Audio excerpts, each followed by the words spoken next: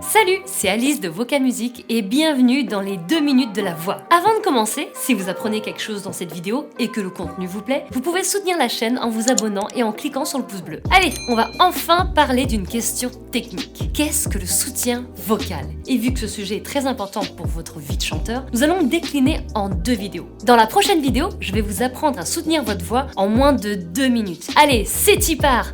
Top chrono! Alors là, on s'attaque à l'une des bases essentielles pour une bonne technique vocale. On va y aller étape par étape pour que ce soit bien clair. Déjà, à votre avis, à quoi ça sert de soutenir sa voix? Premièrement, soutenir votre voix va protéger vos cordes vocales et donc votre instrument. En ayant le bon mécanisme respiratoire, ça vous évitera de vous appuyer sur les muscles périphériques de vos cordes vocales et ainsi, vous ne les endommagerez pas. C'est-à-dire que serrer et épuiser ces muscles à répétition pourrait modifier vos mécanismes et donc vous blesser. À court terme, vous risqueriez d'être à faune et à long terme, vous pourriez développer des nodules ou des polypes. Si vous souhaitez une vidéo sur le sujet, n'hésitez pas à me le faire savoir en commentaire. Pour faire simple, on parle généralement de pression sous-glottique lorsqu'il est question d'envoyer de l'air inspiré par vos poumons jusqu'aux cordes vocales. L'important de soutenir sa voix, c'est de la protéger en limitant cette pression et du coup, ne pas avoir à solliciter les muscles qui se situent dans la région de votre instrument. Deuxièmement, vous avez un meilleur contrôle sur les aspects techniques de votre voix. Chanter à l'aide d'une bonne technique respiratoire peut par exemple vous aider à mieux contrôler l'air que vous expirez et aussi à aller jusqu'au bout de vos phrases sans avoir de problème de souffle. Cette technique vous permet de trouver plus d'aisance, plus de nuances, plus de volume, de clarté et un meilleur contrôle de votre performance. Une fois votre voix connectée à votre soutien, cette technique vous permet de faire moins d'efforts pour plus de confort. Bref, c'est un indispensable, vous l'aurez compris, pour toutes les personnes qui souhaitent chanter dans n'importe quel style. Après, il y a quelques exceptions quand même. Par exemple, Gainsbourg n'avait pas besoin de développer toutes les techniques vocales du chanteur, puisque l'interprétation était au cœur de ses chansons. Par contre, si vous souhaitez chanter du Angèle, du Clara Luciani ou du Bruno Mars, ça vaudrait peut-être le coup de s'y mettre.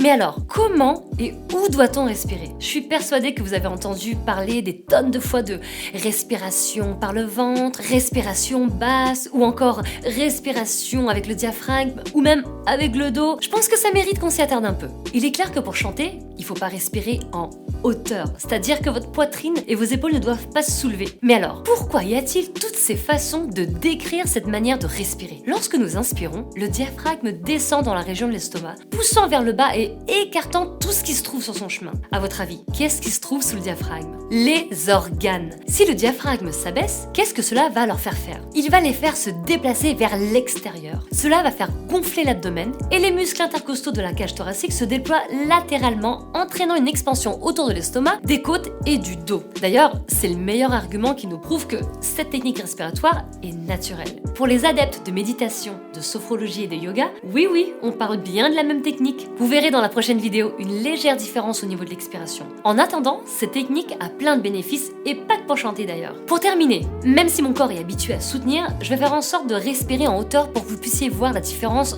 avec et sans soutien, ok? 24K Magic in the air. Voilà, donc mon corps il est pas habitué, du coup je suis obligée de compenser en faisant sortir le son par le nez. Mais sinon, avec le soutien, ça ferait 24K Magic in the air.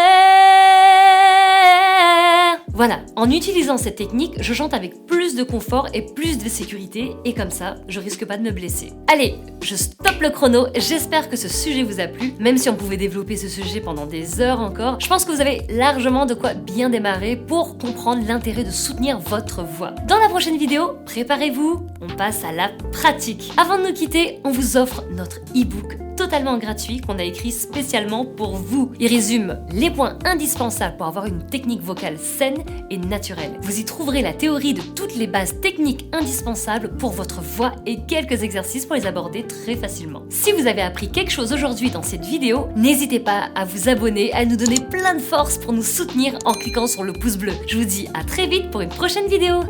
Hey, yeah, yeah. Ciao.